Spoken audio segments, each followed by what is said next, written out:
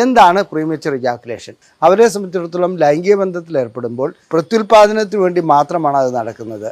അഥവാ ശുക്ലം യോനിക്കുള്ളിലേക്ക് കടത്തുക എന്നുള്ള ഒരൊറ്റ ധർമ്മം മാത്രമേ ഉള്ളൂ. അവിടെ സമയത്തിൻ്റെ പ്രശ്നം ഉടലെടുക്കുന്നില്ല. അതായത് പ്രത്യുൽപാദനത്തിന് വേണ്ടി മനുഷ്യർ ലൈംഗിക ബന്ധത്തിൽ ഏർപ്പെടുന്നില്ല എന്നല്ല ഇതിൻ്റെ അർത്ഥം.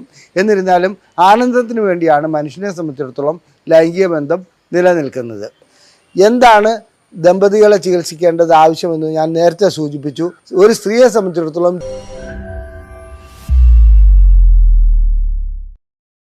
ഞാൻ ഡോക്ടർ അജയൻ വർഗീസ്, കുന്നമംഗലം പന്തീർപ്പാടത്തുള്ള institute of sexual and reproductive medicine എന്ന സ്ഥാപനത്തിൻ്റെ ഡയറക്ടറാണ്. ISRMലേക്ക് സ്വാഗതം.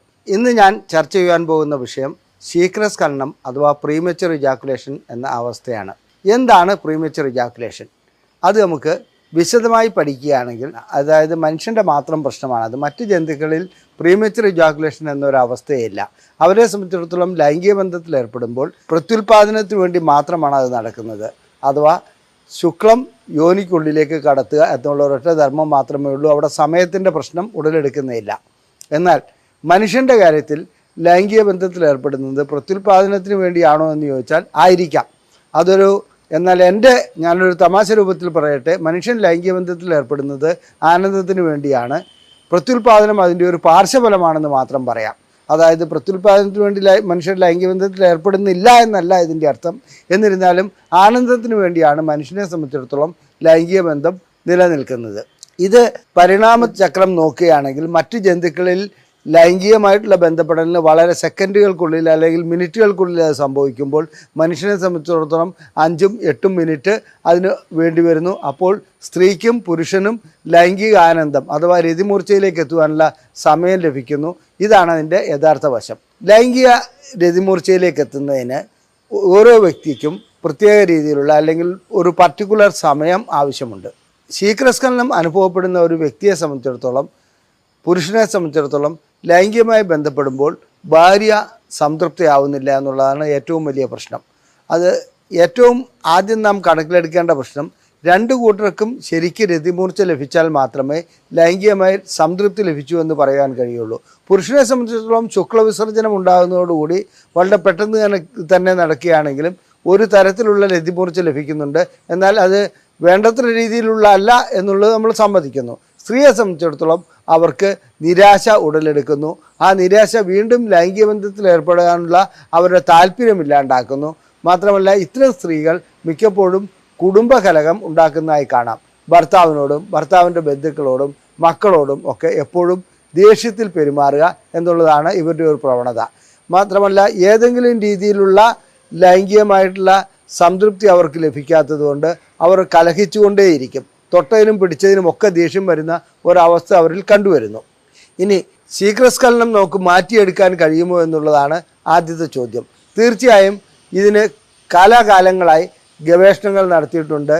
മാസ്റ്റേഴ്സ് ആൻഡ് ജോൺസൺ, ഫ്രോയിഡ് അങ്ങനെയുള്ള അവരൊക്കെ, കാപ്ലൻ ഇങ്ങനെയുള്ളവരൊക്കെ ഈ കാര്യത്തിൽ ഒട്ടനവധി ഗവേഷണങ്ങൾ നടത്തി ചില മെത്തേഡുകൾ ആവിഷ്കരിക്കുകയുണ്ടായി. ആ മെത്തേഡുകൾ എന്ന് പറയുന്നത് ബിഹേവിയർ തെറാപ്പിയാണ്. അതായത് ലിംഗം യോനിക്കുള്ളിലേക്ക് പ്രവേശിപ്പിച്ചതിന് ശേഷം പുറകോട്ട് വലിക്കുക, കുറച്ചു നേരം വെയിറ്റ് ചെയ്യുക, വീണ്ടും പ്രവേശിപ്പിക്കുക, അല്ലെങ്കിൽ സ്ക്യൂസ് മെത്തേഡ്, ലിംഗത്തിൻ്റെ അഗ്രം ഞെക്കുക, ഇങ്ങനെയുള്ള ഈ സംഭവങ്ങൾക്ക് ആ കാലഘട്ടത്തിൽ അന്ന് മറ്റ് മാർഗങ്ങളില്ലാതിരുന്നത് കൊണ്ട് ഈ രീതിയിലുള്ള ചികിത്സകളായിരുന്നു ഡോക്ടർമാരും സൈക്കോളജിസ്റ്റുകളും നിർദ്ദേശിച്ചുകൊണ്ടിരുന്നത്. ഇത് പ്രായോഗിക തലത്തിൽ ഒരു പ്രയോജനവും ലഭിക്കുന്നില്ല എന്ന് പറയാൻ കഴിയില്ല. പ്രായോഗിക തലത്തിൽ കാര്യമായ പ്രയോജനങ്ങളൊന്നും ലഭിച്ചിരുന്നില്ല. പിന്നെ റിവേഴ്സ് കൗണ്ടിങ് എന്ന ഒരു മെത്തേഡ് പറയാറുണ്ട്. അതായത് 100, 99 അങ്ങനെ പുറകോട്ട് എണ്ണുക. അതായത് ചിന്ത ഡൈവേർട്ട് ചെയ്യുക എന്നുള്ളതാണ് ഈ ശീഘ്രസ്ഖലനത്തിൻ്റെ ഇത്തരം ചികിത്സ കൊണ്ട് ഉദ്ദേശിക്കുന്നത്. അത് ആ കാലഘട്ടത്തിൽ വളരെയധികം പ്രചാരമുണ്ടായിരുന്ന ഒരു ചികിത്സയായിരുന്നു. സത്യം പറയട്ടെ, ഇങ്ങനെ റിവേഴ്സ് കൗണ്ടിങ്ങിന് പോകുമ്പോൾ ലിംഗത്തിൻ്റെ ദൃഢത നഷ്ടപ്പെടുകയും മറ്റൊരു ചിന്തയിലേക്ക് പോവുകയാണെങ്കിൽ ദൃഢത നഷ്ടപ്പെടുന്നതായിട്ട് ആണ് കാണുന്നത്. അപ്പോൾ ഇതൊന്നും ഒരു ചികിത്സാ മാർഗമല്ലാത്ത ഒരവസ്ഥയിലേക്കാണ് പിന്നീട് എത്തിപ്പെട്ടത്. ഈ കാലഘട്ടത്തിൽ മരുന്നുകൾ കൊണ്ടുള്ള ചികിത്സ ഫലപ്രദമായി നടന്നു വരുന്നുണ്ട്. അതിന് ചില പ്രത്യേക തരത്തിലുള്ള മരുന്നുകൾ കണ്ടുപിടിക്കപ്പെട്ടിട്ടുണ്ട്. ആ മരുന്നുകൾ ഉപയോഗിച്ച് സ്ഖലനത്തിൻ്റെ സമയം നീട്ടിക്കൊണ്ടുപോകുവാൻ ഇന്ന് കഴിയുന്നുണ്ട്.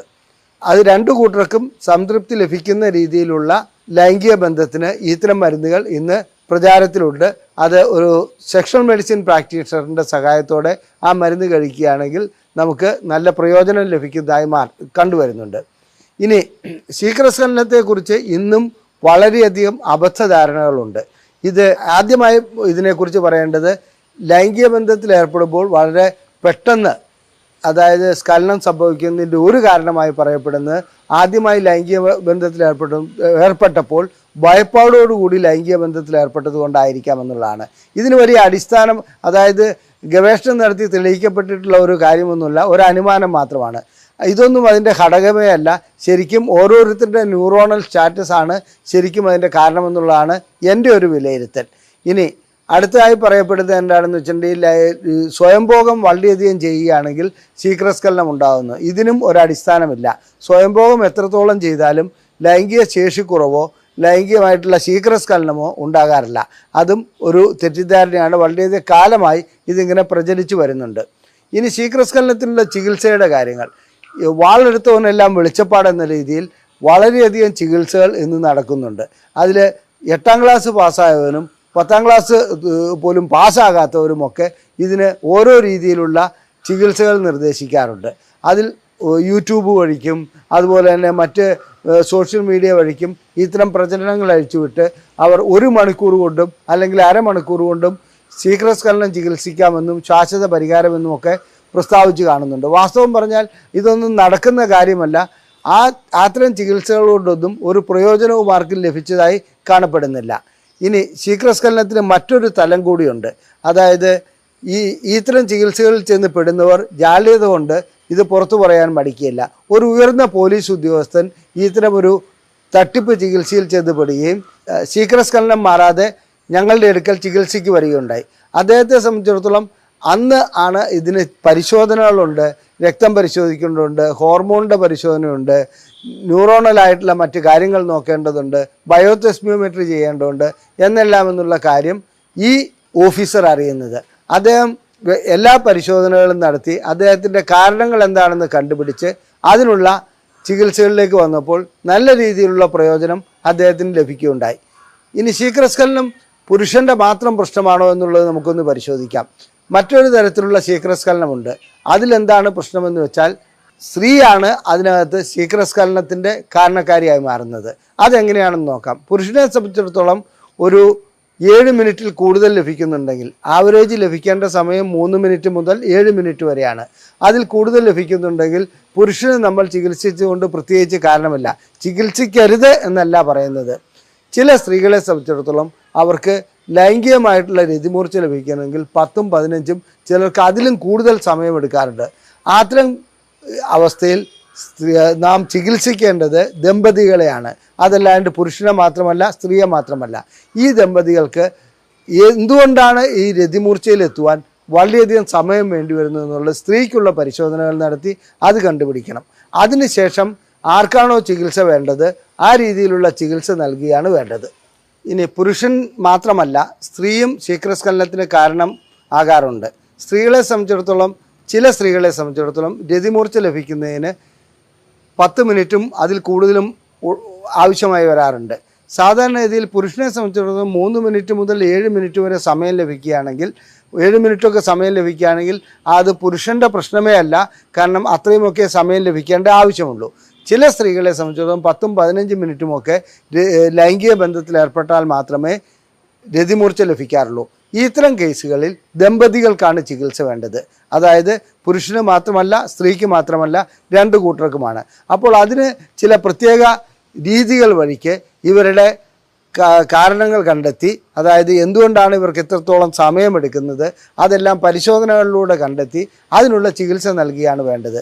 ചിലപ്പോൾ ഹോർമോൺ പ്രശ്നമാകാം, ന്യൂറോൺ ആയതാകാം, ചിലപ്പോൾ അവരുടെ ജനിതക സ്ട്രക്ചർ തന്നെ, ജനിതകം തന്നെ അങ്ങനെ ആയിരിക്കാം. ആ രീതിയിലുള്ള കാര്യങ്ങൾക്ക് നേരിയ രീതിയിൽ മാറ്റം വരുത്തുവാൻ കഴിയും.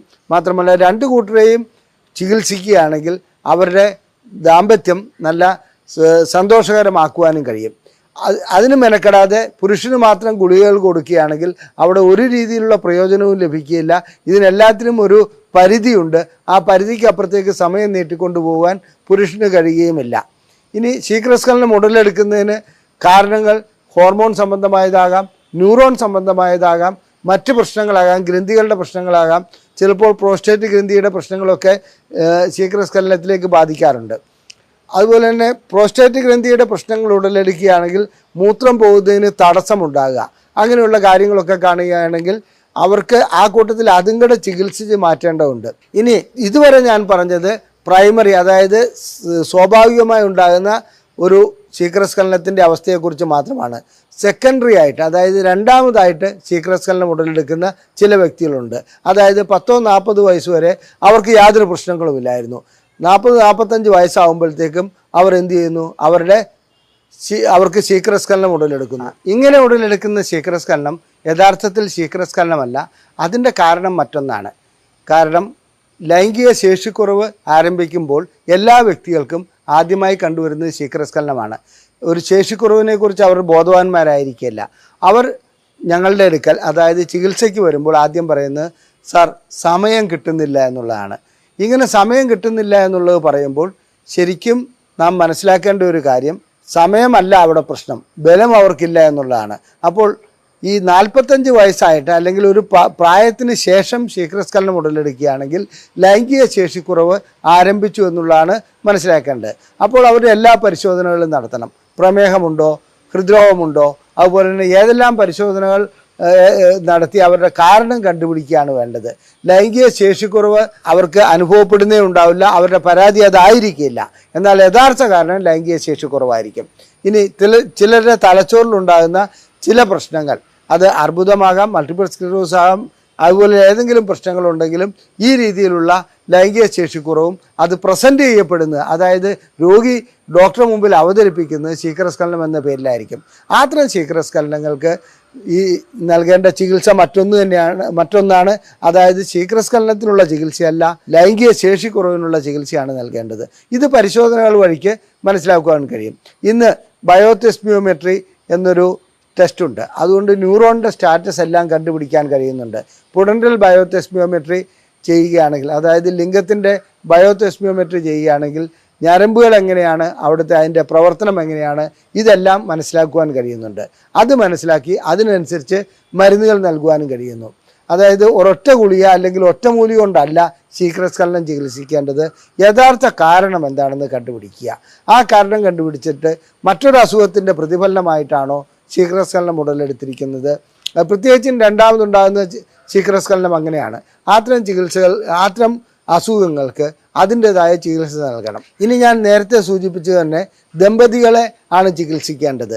കാരണം ഒരു പരിധിവരെ ദമ്പതികളുടെ പ്രശ്നങ്ങൾ കൊണ്ട് ലൈംഗിക ശേഷിക്കുറവിൻ്റെ പ്രശ്നങ്ങൾ മാത്രമല്ല ശീഘ്രസ്ഖലനവും ഉടലെടുക്കാറുണ്ട്.